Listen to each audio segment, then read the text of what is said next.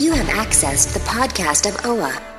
Located deep within Sector 14845 and powered by the Emerald Light of Will, the podcast of OA is your guide to the Green Lantern universe. Hosted by Lantern Myron Rumsey, the podcast of OA begins now. Welcome, everyone, back to episode number 129 of the podcast of OA. I'm your host, Myron Rumsey, and I'm joined by my good friend, Phil Bova. Phil, how you doing?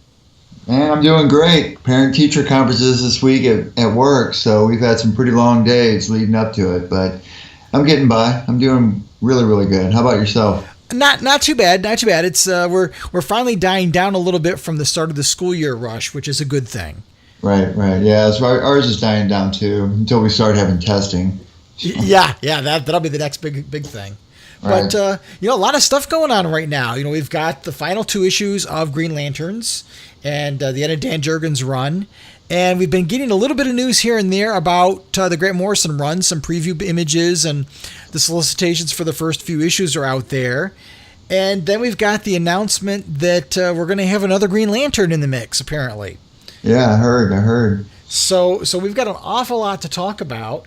Not a whole lot of, we don't have any listener feedback this episode, but we've got some good stuff. And then we're going to do, for the retro review, I'm going to go back to 1988 and review the last 3 issues of the Green Lantern Corps from back in the day. So it'll be issues number 222, 223, and 224 from 1988. Really good issues, too.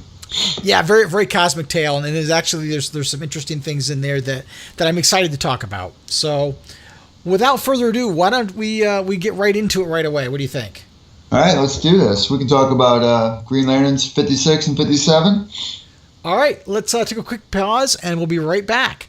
All right, sounds good. The Island, a comic, sci-fi, fantasy, pop culture podcast. I'm Dan. I'm Matt. And if you like spoiler-free and spoiler-full discussions, then you definitely want to check out this podcast. We cover The Flash, Black Lightning, Supergirl, Legends of Tomorrow, Stranger Things, Legion, The Gifted, Gotham, Walking Dead, Fear the Walking Dead, Westworld, Game of Thrones. So don't forget to check us out on all of your popular podcast apps. And we're back. Now, we've got Green Lanterns issues 56 and 57. It's not only the end of Dan Jurgens' run, but it's the end of the series. So this is the last of the Rebirth Green Lantern books. Phil, what do you think? Well, it just seems like we've been here before. It's like deja vu, right? We were just closing out Hal Jordan and the Green Lantern Corps, and here we are closing out this one, too. Yeah, deja vu all over again. But you know what? What a run. I wish Dan Jurgens would have had more time to develop. I wish he would have had more time to write more. I think 3 more issues would have done I think it would have done the series justice to end it at 60. It's a shame they had to end it like it did. Unfortunately, these last 2 issues were really, really good, but it felt rushed to me. And I wish that Jurgens would have had more time. Yeah, I agree. I think it felt a little rushed, especially the last issue, because not only did he have to finish his story, but then there were certain elements he's setting up for the Morrison run. And then at the same time, because it's the end of the series, you kind of have to go back to Simon and Jessica, who, this was originally their book. Right. You kind of need to give them something too. Yeah, and and trying to pack that all into an end run, it just, like I said, I'm a little surprised at how they ended it with an odd number of 57. I'm not sure what their strategy is or what DC has done in the past before, but it seemed like 57 was an odd number to cut it off at. I guess it was because they were pushing out the Morrison book, but I don't know. I was surprised that, when DC ended Hal Jordan and the Green Lantern Corps, that last issue got to be an extra-sized issue, giving Robert Venditti some extra pages to work with. And I think even if Jurgens could have gotten 5 more pages in issue 57, that would have given him a little bit more time to wrap things up, and maybe would have felt a little more organic and a lot less rushed. Yeah, I agree. They should have just done something lengthier. These issues have been around a long time, and I made a comment the other day on Twitter or something, and where I said, both these Green Lantern titles have had a really long run, and they've kept them around like the other tier characters like Superman and Batman have had all those long runs, but these two have made it out of Rebirth, and that's pretty notable, especially going this far into it. So let's jump into issue 56. And the first thing I got to think about in issue 56 is that metallic cover. What did you think about that? That was really cool. I loved it. We were at the comic book store the other day, and I was picking up some stuff, and I was looking at it, and I showed it to my wife, and she's like, "Oh, that's really cool." Yeah, it's really neat. Yeah, I liked it. It didn't translate well to a flat image. You know, when you look at the digital version of the book, the cover really didn't translate well that way. But when you pick up the actual book, it's really kind of neat what they did. It would have been really, really cool if they would have done a lenticular cover too, like they did those one issues. That would have looked neat. Yeah, that would have been kind of cool. Yeah. But in this issue, you get the realization. Everybody finds out that Simon Baz didn't steal the Phantom Ring, and you get Cyborg Superman shutting the rings down and basically leaving just Hal as the only one left.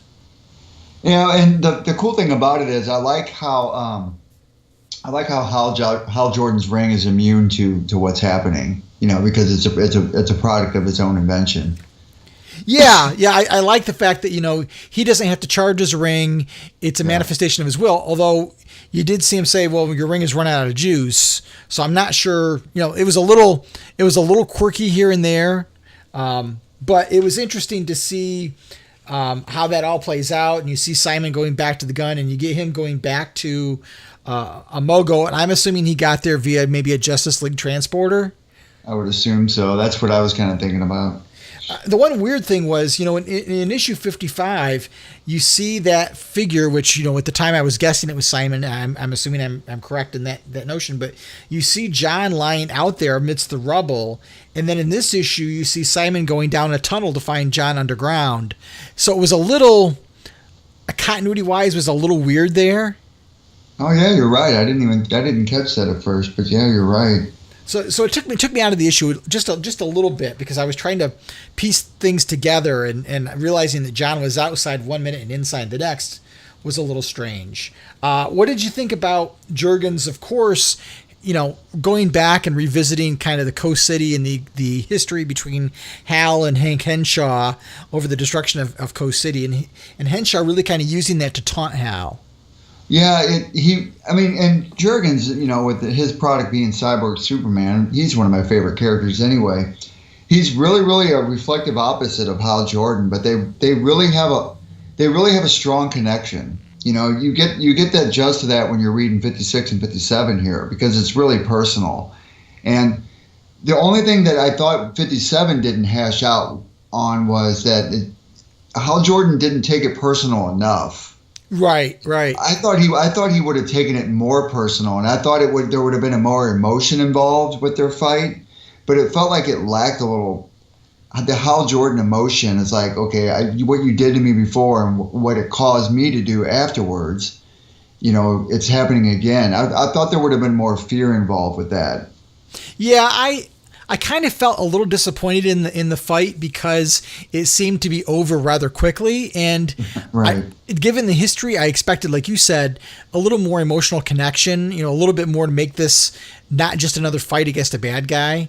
And it kind of, for the build-up, we kind of got built up that expectation that this was going to be a big throwdown. And then it wasn't. And then you had 5 other Green Lanterns show up out of the blue, one of them being Sodom Yat, which, I'm on one side, I'm excited and happy to see Sodom Yat there. On the other side, where the heck did he come from? Because he's been on Daxam all these months. Mm-hmm. Where did he get a ring and how did he show up? And then, okay, you've got 5 Green Lanterns there with regular rings. Why didn't Cyborg Superman use them? Yeah, exactly. And I'd really like to know the backstory where he came from. You know me, you know how I am with Sodom Yat. But another thing that's really odd is how it was kind of cool how he brought in that particular character because of his Kryptonian heritage. Because he so closely resembles Kryptonian heritage, that is. Right. It made him a good counterpoint to Hank Henshaw, but I was still looking for the throwdown between Hal and Hank, and it ended up not being that, which to me was I almost felt like it was a little bit of a bait and switch. Well, and like I said, it goes back to originally said about it felt like it being rushed. It's like, okay, let's get this fight over with. We know who's going to win and we know it's going to end. So, That was my only hang up with this issue. Yeah, otherwise I loved it. I loved how 57 opened, because to me, when you get the family thinking that Green Lantern is showing up and it's Cyborg Superman and he just obliterates some people, right? It really set a tone. And so I was like, oh boy, this is going to be great. I'm all revved up for this fight. Seeing how it starts out, the stakes are going to be high, and then it ended up not being quite high enough. But and it was quick too, because he comes out strong, and then next thing you know, Hal Jordan's punching him. Yeah. And then when you flip it over to Mogo, once they realize that Eon's been captured and Cyborg Superman is gone, it's like suddenly the wind is out of their sails and they don't have the courage to fight the Green Lanterns anymore, and they turn around and leave. Right. And what'd you think about him bringing back Oa? I'm happy for it, but at the same time, I'm like, boy, that just seems a little. How many times have we blown Oa up? True.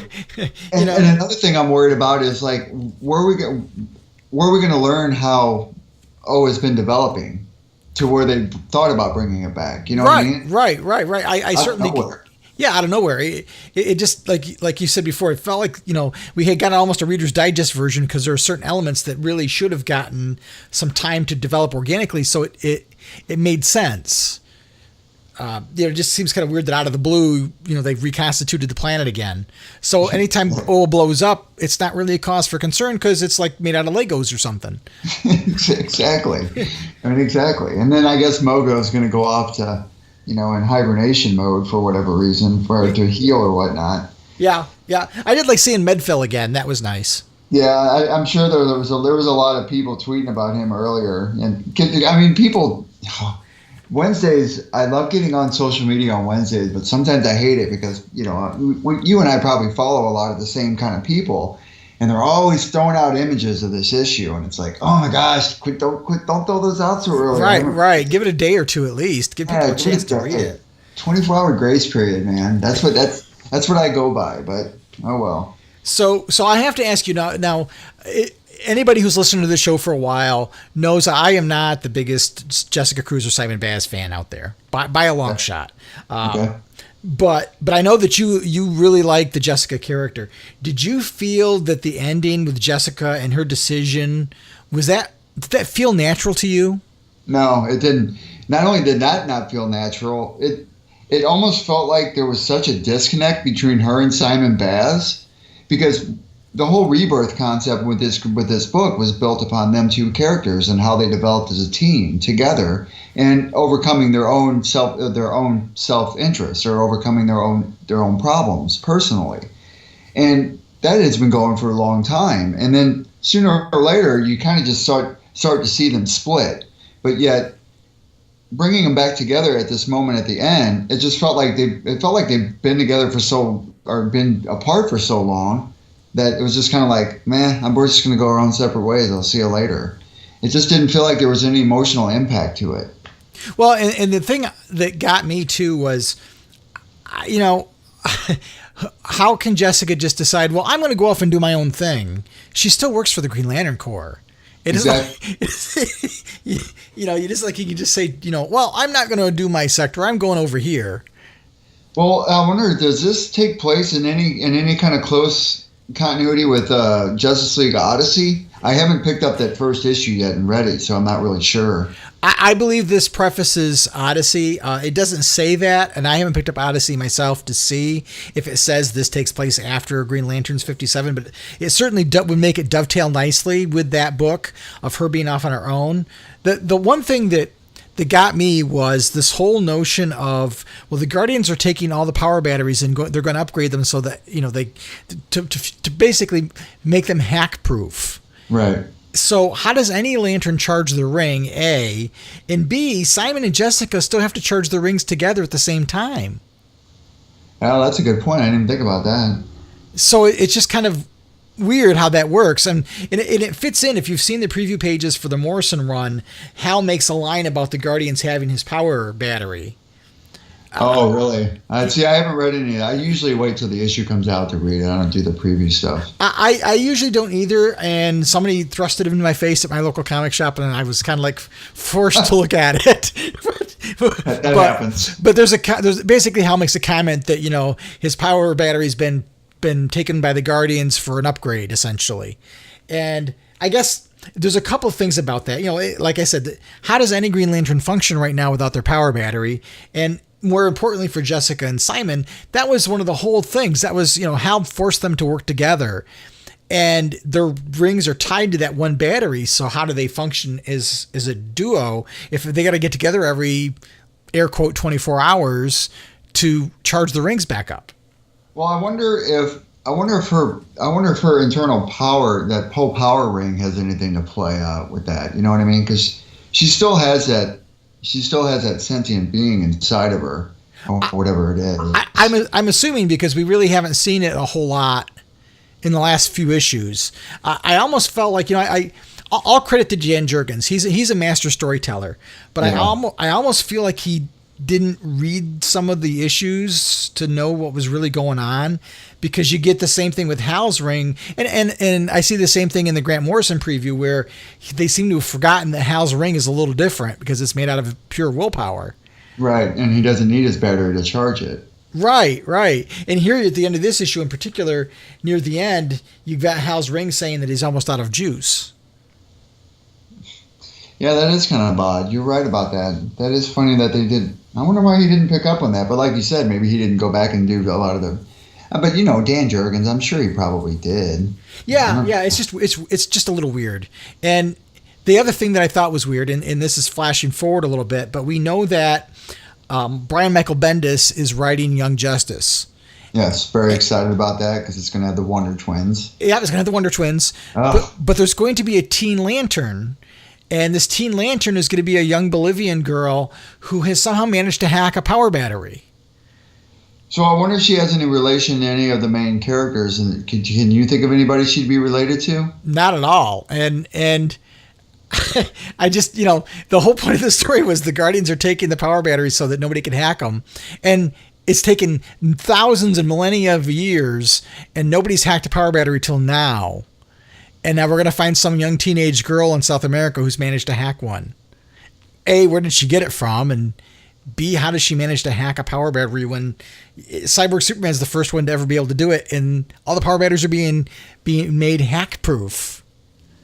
Yeah, that's interesting. Yeah. So yeah. I guess all these other Lantern Corps members aren't going to have their power anymore, I guess, huh? So I guess they'll all go into their own little spot of the universe into hiding or whatever. I guess that's what happens now. Yeah, I don't know. It's everything is still kind of up in the air. It's a little strange, but it's just tying those loose ends up at the end of this issue. I'm not sure how I feel about it. Well, I didn't like how it ended with well, I guess it did make sense how it needed to end with Jessica Cruz. But I would have liked to have seen it seg more into what Hal Jordan's going to be doing in the new Green Lantern book coming out. Yeah, and I understand why Jurgens did it, because this book started with Simon and Jessica, and it should end that way. Yeah, that's what I was thinking. That's why I said, well, it's probably why it had to end with her. But it's almost been one of my criticisms of this book over the couple of years that it was been in existence was that the writers always kind of gave an unfair focus on Jessica and not so much on Simon. And here, Simon is just kind of left, hey, you're left holding the bag at this point. Yeah, pretty much. There's nothing about his arc whatsoever. And not that I find him to be a compelling character. I'll be quite frank. I don't find either one of them terribly compelling. But and Simon is certainly the lesser of the two. And he just kind of gets this, oh, well, we're done now, and I don't have a ring anymore. I've just got my gun. And now I don't have a partner either. Yeah, so I wonder if that's the way they're going to transition his character out, Yeah, I don't know. I guess, I was going to save some of this for a little bit later in the episode, but now it just seems a more organic time to talk about it. You've got Hal in the Green Lantern book, and you've got John in Justice League and Jessica in Justice League Odyssey. Kyle is supposedly going to show up in an issue of Titans, and whether he's going to be an ongoing character or not, I can't tell. Where does that leave Guy and Simon? Apparently Guy just showed up in an issue of a book somewhere. And Kyle's also going to show up in an issue of Justice League pretty soon. But Simon is nowhere in any of this. And we go back to Heroes in Crisis. Is that Simon Baz lying on the ground? Did he have to go to Sanctuary maybe to deal with PTSD or something? Who knows? That would be good. You should quote that. You know what? If that happens, you're going to be the ultimate Green Lantern person, man. I mean, come on. If you get that one right, that's spot on, Myron. Well, I was saying that Kyle's the killer, so so who knows? Who knows what's going to happen? It's just kind of strange. It is. And I wonder, I wonder if anybody out there knows, is there such a term, and bear with me here, where all these characters in the comic book universe go when they're not being written about? What is that place called? Limbo. I mean, I guess that's the closest thing to it. I mean, they end up someplace and they just hang there for a while until they're going to be used again, or when they're called upon or whatnot. But I wonder if there's a term in the comic book universe with all the authors and the writers that they call that place. That'd be interesting to find out. That would be interesting, but it's a kind of a strange time because you and I were talking a little bit on social media. It was sad that you and I, since you've come on the podcast as my new co-host, that we've had to kind of do the death knell for 2 Green Lantern books, and you can remember just 9 years ago, not even that probably, that we had 5.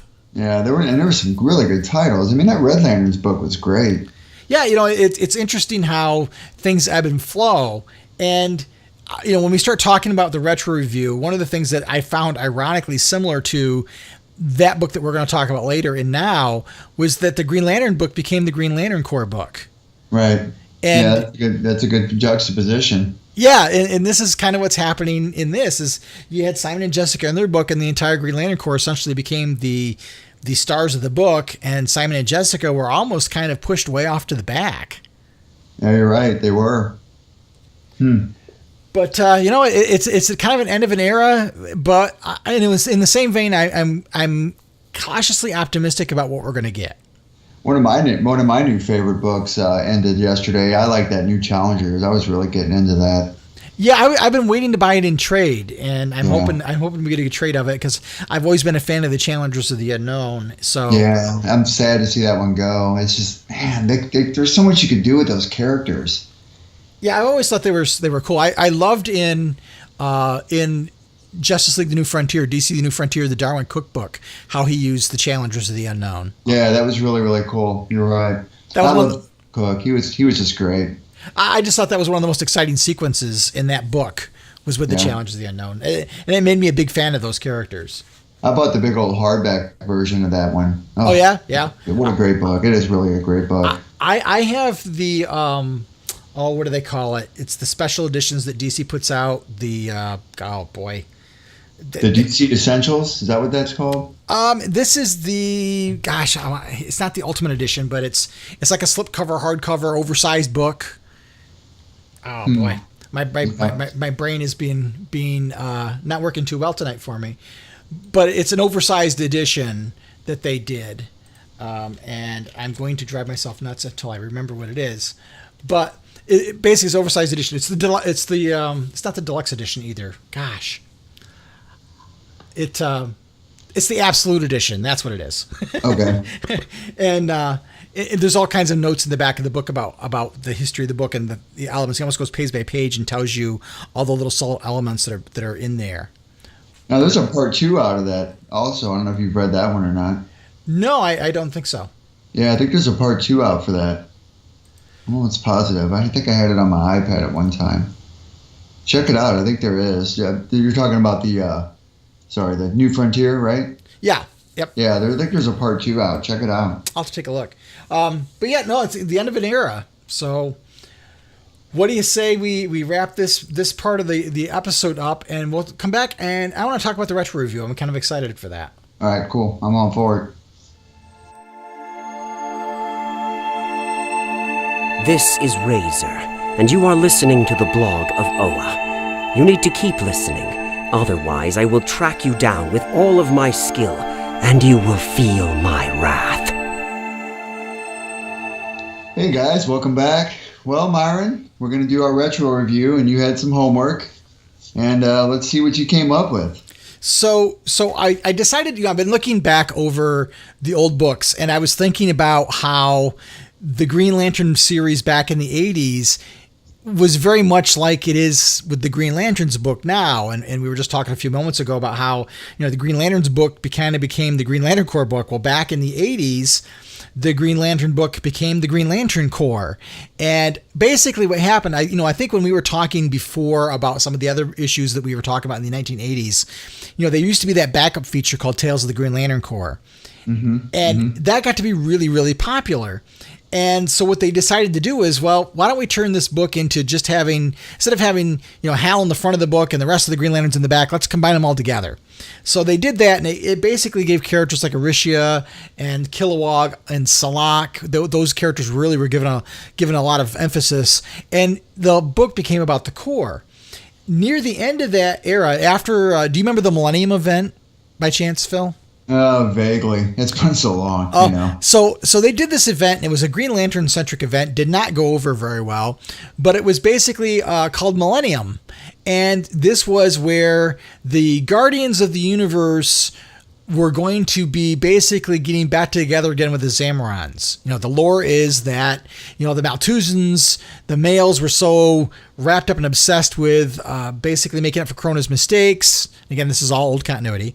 Sure. That they were so focused on that they basically ostracized themselves from the female half of the population. And so the female half of the population left, and they became the Zamorans with the Star Sapphires. So this Millennium event was basically the Zamorans and the Owens getting back together again, and they were going to leave the universe, and there had to be some new Guardians chosen. So this was the original New Guardians. And the New Guardians, one of them was Tom Kalmaku. He was one of the New Guardians. The Floronic Man was one of the New Guardians. And the series didn't go over that great. It wasn't executed terribly well. But after that series is over, they decided they were going to do Action Comics Weekly.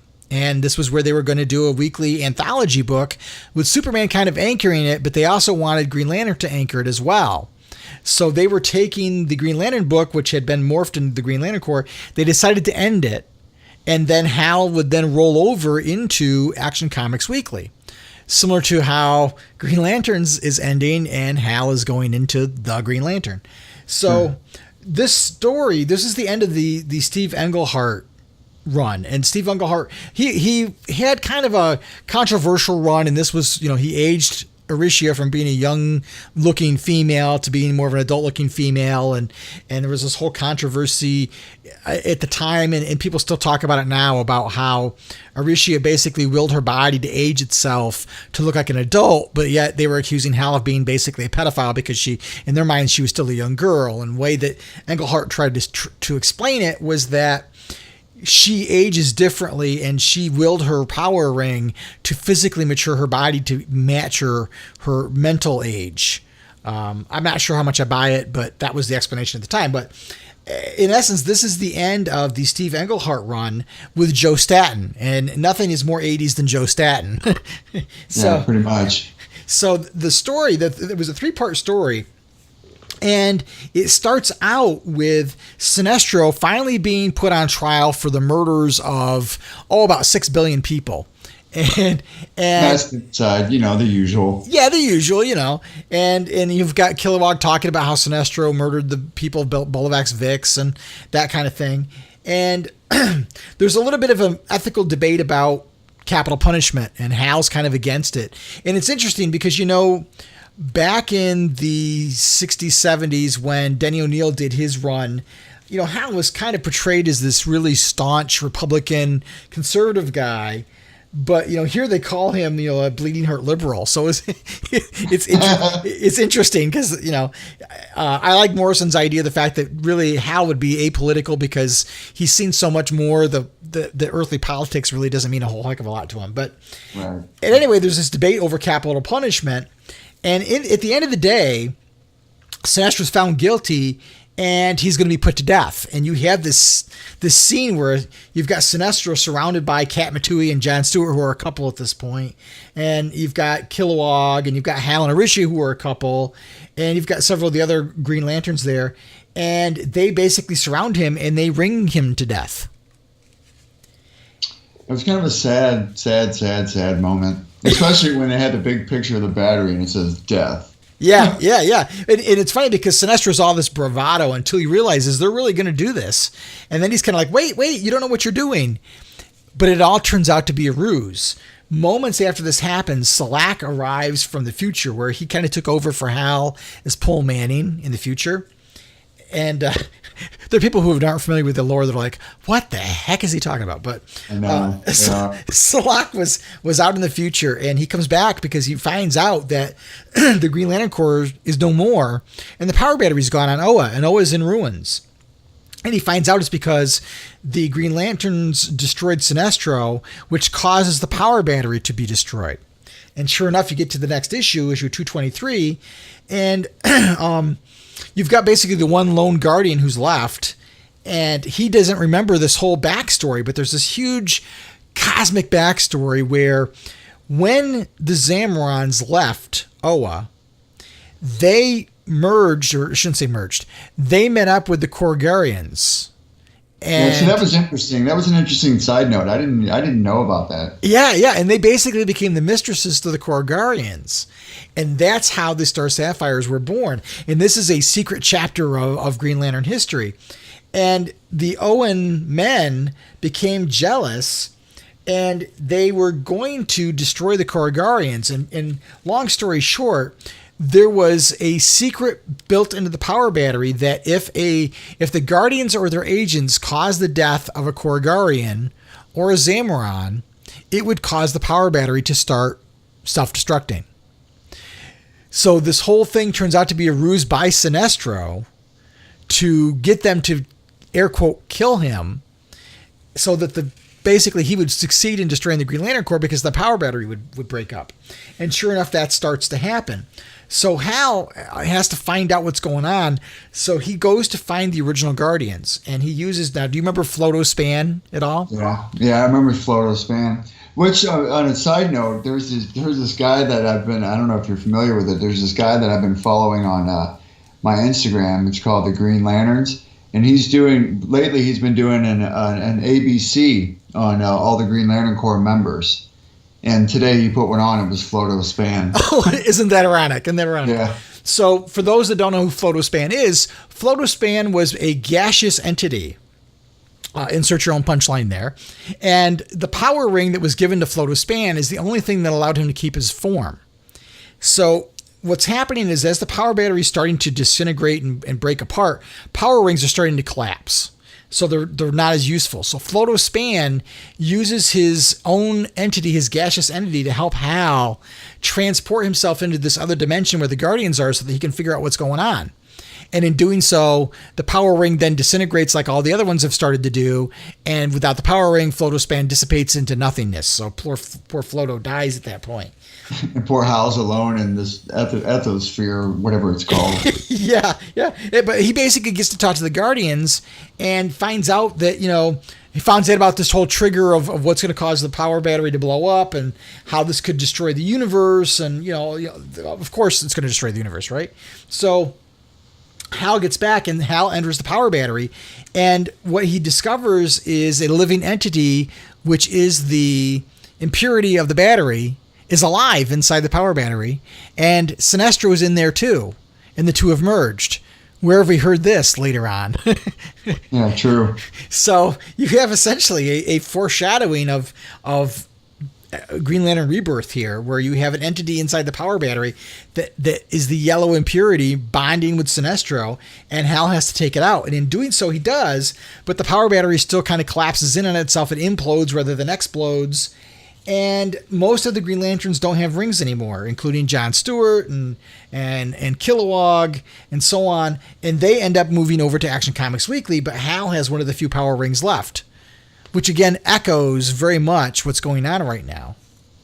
And I will say this, issues 223 and 224 were, Gil Kane's art was 10 times better than the first issue. The first part of the story was Joe Staton, and then they brought Gil Kane in for the last two. I mean, Sinestro's character in that number 222 was just, there was times when I had to look at him, I'm like, oh my God, I'm going to laugh. Yeah. And the same with Aricia. Her hair is where did that come from, man? Pretty awful. It was not Joe Staton's best work. No, admittedly. This was when Sinestro's head was very diamond shaped. It really was. I was trying to think of who he looked like because I was at work when I was reading it, and I kept laughing. And one of my students said, "Mr. Bova, what are you laughing at?" And I was like, "I can't. It'd take too long to explain." Well, in Aricia, outside of her hair being bad, look how big her ears are. I know. Oh my word! The art is so bad in that one. Yeah. The story was great, but I couldn't look at the art long enough without just I just couldn't do it. But issue 224 was the last issue of Green Lantern until they relaunched later on with the Gerard Jones relaunch. And that was the beginning of all those things that happened after that. But those 3 issues were really the last part of this big saga. And there for a while, you had a lot of these galactic, almost trippy. I mean, when you think about Morrison coming on, this is some of the same kind of stuff I would have think Morrison might have written at that time frame, because it is pretty heady stuff. And it's funny not really funny, but it's really, really intriguing how you chose these 3 issues to talk about, especially when they juxtapose, like we were talking about earlier, with the end of Hal Jordan, the Green Lantern Corps, and then now Green Lanterns going into Grant Morrison's run. Yeah, I thought it was rather poetic justice or that's not really the right phrase, but you know what I mean. It was rather just appropriate, and it was an interesting story too. I love the story. This one was really good, and I don't know if I don't even know when I would have read it if I did, because who thinks back that far, but I liked the part about the Star of Sapphires, because not a lot of people know where they came from, or how they came to be, and I hope some of our listeners, I hope they can benefit from that information. Yeah, there was a lot of exposition in this story, and that's what a lot of them did back then. Is they're filling in all these blanks, because a lot of that Lantern lore didn't really exist. This is where it first came about. They would never give you the whole story. They give you little snippets, and you'd piece it together over the years. And this was one of those stories where there was this lost chapter, and it turns out, that Sinestro is playing this, please don't, you don't know what you're doing, blah, blah, blah, blah. And it's actually, that's his plan all along, is I need you to do this so that I can merge with the impurity in the power battery. Right. But anyway, that's my retro review for this episode. I hope people enjoy it, and I hope you seek those issues out there. They should not be very expensive. And they're good issues. They're really, really good. Yeah, they are. And I'll say this, I like the logo. Yeah, I did too. I really like that logo. And this is where, Chip got a lot of airtime, and Selak did. And these characters that have become near and dear to a lot of us, this is where they really had their time to shine.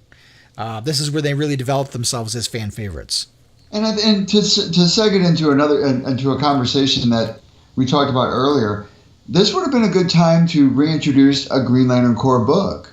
I mean, if Jeff Johns is in fact working on a movie that's going to be coming out at some point, you'd think that segue into a book that would basically solidify the Green Lantern Corps, and have Hal Jordan in it. He doesn't even have to be the leader, but he can be in it, and have all these other characters in it. And then you start bringing in pieces of the Star of Sapphires. You can even bring in the Blue Lanterns at one point.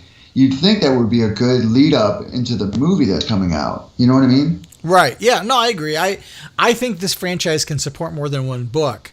I think part of what holds it from getting to that point is, we both like Robert Venditti's Hal Jordan and the Green Lantern Corps run, but if you go back to the Rebirth time frame and you go back to when Jeff Johns left, you had these books where they weren't as popular as they were like in 2009 when Blackest Night hit. That was kind of the apex. Yeah. You had the opportunity when Jeff Johns and Peter Tomasi left the 2 main titles to bring in some big name talent. And no, I'm not knocking Robert Venditti. He's a very good writer, but at the time he wasn't really known to anybody. And Van Jensen had never written a mainstream book. His only book he had written at that point was Pinocchio Vampire Hunter. Huh. So you brought in two writers that didn't have any kind of name recognition, and then Jeff got to write an ending, which basically for a lot of people was like, oh, I don't need to read another Green Lantern book because this was the perfect bookend. Jeff was allowed to have that ending he wanted, which didn't make it good for any writer, let alone a writer who doesn't have a pedigree behind him to keep the momentum going forward. Exactly. So I think that hurt the franchise a lot, and I don't think the movie helped any either. To be quite honest, I think it's soured things a lot in people's eyes, and I think a lot of people still want to call that movie out all the time. And geez, it was 7 years ago. Get over it. Yeah, exactly. We're well past that by now, and so is Ryan Reynolds. He's doing better things with himself. He's made Deadpool his own. I mean, he does a great Deadpool. That's his character. Yeah, I wish he would leave it alone too, quite frankly, because he's just as guilty of it. He's the one that keeps bringing it up. Yeah, you're right. He does. He totally does. It's like, geez, dude, you got a wife and a family out of this thing, because you should be a little grateful. But anyway, so let's take a quick pause. I want to talk about the future when we get back. Love it. Love it. Love it.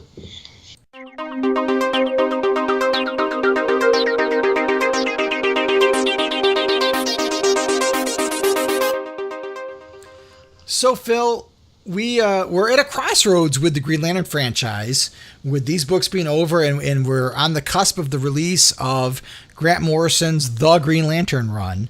Let's talk a little bit about the future and what we would like to see out of the book. What would you like to see in a Grant Morrison Green Lantern book? Well, I mean, I've read a lot of Grant Morrison material, so I know what I expect to see. As far as personally, what I want to see, I don't think it's going to be fulfilled because Grant Morrison's not that kind of writer. I mean, I would like to see most of these characters involved somehow with the Green Lantern Corps. A lot of what, and I hate to bring Marvel into this, but a lot of what their success went off of was Guardians of the Galaxy. Was reflectively, they're kind of like the Green Lantern Corps in some kind of facet because they're on the outer perimeters of each other's universes, you know what I mean? So with that in mind, I thought it would have been good to have a good solid Green Lantern Corps title book and to introduce all these characters like I said earlier. But as far as what we're probably going to get with Grant Morrison, I mean, he's a good writer. I mean, I love him. I mean, he's a fantastic writer.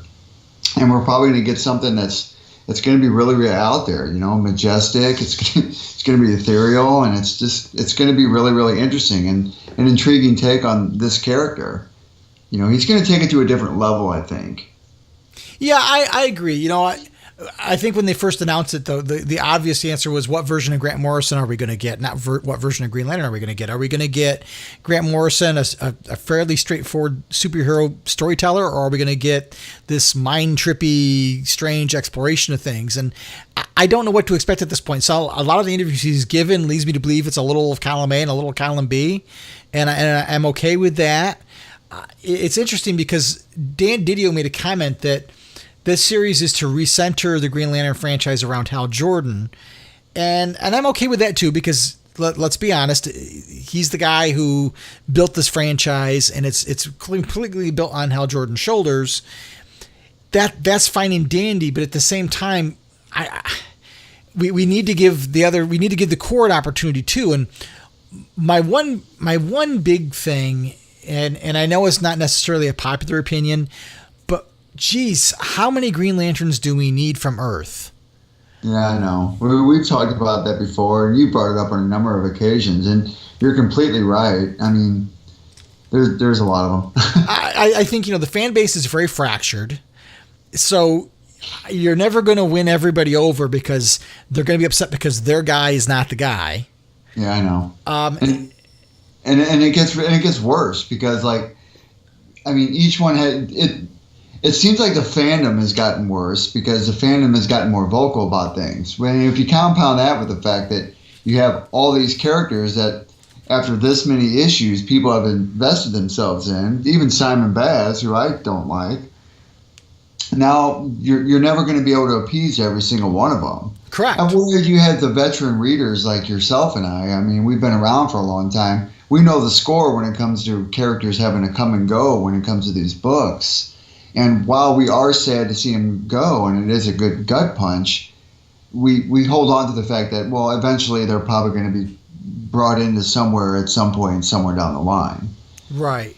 I guess my problem with the number of Green Lanterns, just from a purely look at it from a science fiction perspective. Okay, you've got this huge space sector, and you're supposed to have 2 Green Lanterns per sector, and that's been doubled from what the old lore was. It was 1 Green Lantern per sector, but you've got 2. So what are the odds that 2 would come from the same planet, let alone the same country on the same continent on the same planet? Well, not only that, I mean, what does it say about Earth? I mean, before it used to be the Green Lantern would only find you if you were worthy to wield it, So right. You got all these lanterns from Earth. It's like, okay, so Earth is a superior race. I'm going to have to say no on that one. Right. Well, especially the way it was played up that, an Earth being here, and to me, the whole thing about Green Lantern, part of that core essence of what the character and the franchise was built around was that of all the beings in the universe, a human being was selected to be amongst all these aliens. But now you don't have that because you've got Hal, John, Guy, Kyle, Simon, Jessica, and now this new Teen Lantern. And then we're going to have another Lantern in, I don't believe it's in continuity, but I can't remember the name of the book, but there's going to be another Green Lantern that turns out he's a young Eastern person who finds out his grandmother had a ring. And oh yeah, that's right. I did read about that. There's that too. And what happens is you water down part of the core essence of what the mythology is about. That's one thing. And then you build up expectations because everybody's going to have their favorite. Everybody's going to latch on emotionally in one way, shape, or form or another to certain characters. And then they're not happy when theirs isn't the one that's given the focus. And how much can a franchise hold up that many characters that had the exact same power set? I look at the Flash, for example. How many speedsters do you need? Well, yeah, but also on the Flash's side, they had that whole Flash family thing, with Max Mercury and all those older characters. But I don't think you're right. I mean, it is kind of getting watered down with everything that's being created, and it kind of does take away from the mythos that has been built. I mean, like you and I, as veteran readers, we know that because of how much we've read, and with all these past issues and everything, and how much mythology and how much history has been invested into Hal Jordan and the Green Lantern Corps, for that matter. And now they're going to undo it by just haphazardly, willy-nilly bringing up characters that, who knows where their backstory is going to come from. Right. And I guess, when you think about, for example, let's talk about Barry Allen. Right. So Barry Allen is supposed to be the fastest man alive, but he's maybe the 3rd or 4th fastest man alive. Right, exactly. So, and to me, that's you're watering down the concept a little bit. And how would DC get out of this? I mean, do you start killing characters off, or do you start giving them different power sets? I don't know. And unless they're going to build this franchise up again, I just see the seeds of discontent being planted because people aren't going to be happy. I mean, I think people who are Green Lantern fans like all the Green Lanterns. They may have their favorites, but they still like them all. But you have some people who are very militant about their fandom, and they might be happy that Jon Stewart is in Justice League, but they still want a Jon Stewart solo book. And there's nothing wrong with wanting a solo book, but they want him to be front and center. And then you've got the Guy Gardner fans who are a little bit quieter, and they'd like to just see Guy have a book. And then you've got people who, grew up in the 90s with Kyle, and they missed the days when Kyle was the only Green Lantern and he was the special one. And now you're going to have people with Simon and Jessica, lesser degree Simon than to Jessica, who want to see Jessica show up in everything. And Jessica's fandom is really, really growing. There's a lot of, I mean, you think about it, she came out back in Forever Evil when Jeff Johns first teased her, and that was that whole silhouette of that female Green Lantern. And she's exploded. There's a lot of fan base for her now. It's gotten pretty big. But, I mean, in all fairness, she's a female character, so it makes sense, Yeah. I guess, my I'm not going to say what I was going to say because personally, I would like Jessica to go back to have the power ring. I liked the relationship she had with the power ring, and I like how it felt like it was her battling her anxiety. Yes. And that could really go into a good storyline if they were to reintroduce the power ring to her and actually change her insignia, but still have that Green Lantern essence about it, but her battling her own demons with Power Ring being the voice of that anxiety. Right, and part of the hook for Jessica was that she's fighting her anxiety, and so it's a struggle for her to use the ring. But we're at a point now where that's not the case anymore. No, so she's flying off to who knows where, and now she's got all this freedom to do whatever she wants. Right. When, ironically enough, she couldn't even come out of her own room at one time. Where's the hook now? And it's the same problem I have with. I had the same problem with Kyle Rayner. At some point, you can't be the rookie anymore. You can't be the new guy. You've got to be the experienced guy. It's like Spider-Man. At some point, Spider-Man stops being the struggling teenager, and he gets on with his life. And at some point, you have to get there. And then is the base of the character strong enough to carry you forward? And then certainly in Peter Parker's case, that's true.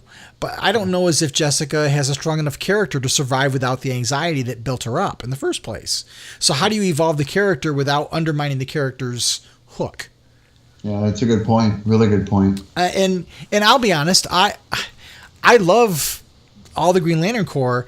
I honestly feel that Aricia and Princess Iolande and Sorak Natu are much more interesting female characters.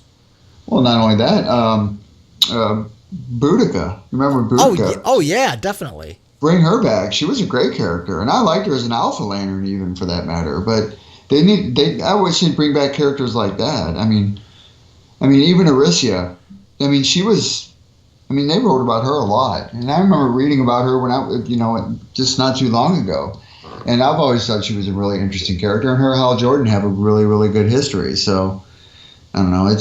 I don't know who picks and chooses what you want to do. I guess it's just the writer that's coming on board, and they say, well, I'm going to start weeding it out. I'm going to get rid of this one, and this one, and focus on this one, and this one, Yeah.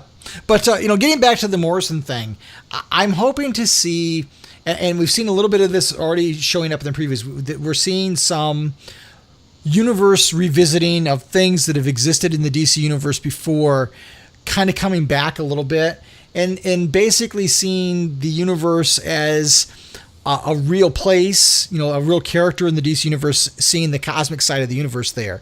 And I think that's one of the things I want to see. One of the things that they've talked about is that we're going to see the controllers again.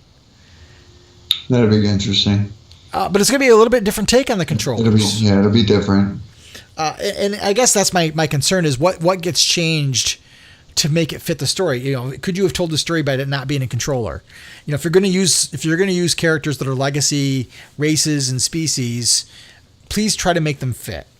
Well, and not only that, I'm thinking about this in the long run. This book that's coming out with Grant Morrison is going to be a precursor to a generation that's going to know what movie or what event comes out around it. You know what I mean? So whether or not this is going to be a lead up or a seg into what Jeff Johns does with Green Lantern Corps, or a lead up and a seg into a movie down the line. Right. If we get to the point where we get a Green Lantern Corps movie, because it's not a sure thing. We know that Jeff Johns is going back and starting all over again with a script. So there's no guarantee we're going to get a Green Lantern movie, let alone one in 2020. Sure. What's Jeff going to write, and is he going to even care about the Grant Morrison run? Is it going to be based more on his own stuff? It remains to be seen. But I think the Guardians of the Galaxy analogy is an apt one, because one of the things that make the Guardian of the Galaxy work is that each one of those characters is unique and special in some way. Uh-huh. And it's a challenge to do that with the Green Lantern Corps because they all have the same power set. So those characters have to be strong enough without the ring on to make us want to care for them when they do have it. Right. That's a good point. You're right. So, I'm looking for some good character building. I am interested in seeing how Grant Morrison takes all of Hal's history, because that's what he's doing. He's looking at all of Hal's history in all these different eras and how certain things didn't seem to make sense, but he's going to try to make them all make sense as to how this all fit together. So he's not going to throw any of it out. He's going to try to examine why was Hal a toy salesman? Why did he do the insurance work? Is it because he was out in space and it was so changed him that coming back to the mundane life on Earth, he didn't care about his human life because it was second to this big galaxy that he's been exposed to. He's been given something that nobody else has been given. And that changes you. When you talk to an astronaut who goes up and they've seen Earth from space perspective, it changes them. And it really does. I can only imagine what it would be like to be out in a universe as much as Hal Jordan has been and all the stuff that he's seen, and then have to come back to Earth to sit down on the couch to eat some popcorn and watch a movie. Right. I'd be crawling out of my skin. Right. One of the panels that always bugged me was the infamous panel that they always talk about when they talk about the Denny O'Neil run, where the grizzled black man talks to Hal about, you have seen you've been doing things for these color skins and these color skins. What have you been doing for black people? And Hal just doesn't have a response. I'm like, well, Hal would say, I've been saving everybody's ass. What are you talking about? Exactly. He's seen things that none of us have seen, and he's above all. He doesn't see color. He doesn't see any of those things because he's been exposed to a different universe than we have. Yeah, and he's transcended all stereotypes when it comes to race or ethnicity. Right, exactly. I don't think he would care about earthly politics. Would he care about the future of the species and everything else? Sure, but once you've been off our little mud ball and you've been elsewhere and seen what the universe has to offer, it's going to change how you perceive everything. Yeah. So I'm hoping to see some of that exploration because that really hasn't been done before. And so for that, I'm excited. And I know that Grant has a way of telling some interesting stories. I'm just hoping I can keep up mentally with him. If he goes that route. I mean, you're right. I mean, you're so right about that because sometimes his stuff can be kind of taxing, and it takes a lot out of you to read it. I doubt that Green Lantern would be that complex to where he'd do that, but you never can tell. Like you said, we don't know what we're going to get from his writing. I still can't figure out Final Crisis, so. No. I still can't figure out Doomsday Clock. I just wish that would come to an end. Or Multiversity. Multiversity was a tough one, man. Yeah. So if I'm worried about that. I'm worried about not being able to wrap my head around it. I'm worried about feeling stupid because I don't get something. Well, it's going to be our first podcast on that particular issue. When you got nothing but silence, fans, then we were funny. I'm going to have to go to Colorado in order to understand this issue. Or Canada now. Exactly. Anyway, I'm hoping that it's going to be a really good run. And, you guys out there listening to the episode, if you've got ideas of what you want to see and you can get it to us before the book comes out, we'd love to kind of have your predictions about what we're going to see and what you want to see. And not only that, send in some ideas on where you think these other characters are going to turn up. What's going to happen to Kyle? What's he going to do? Guy Gardner, for that matter. Simon Baz. Send that stuff in. We'd like to get your feedback on what you think is going to happen to him. Absolutely. So we will be back in just a moment, and we're going to wrap up this episode.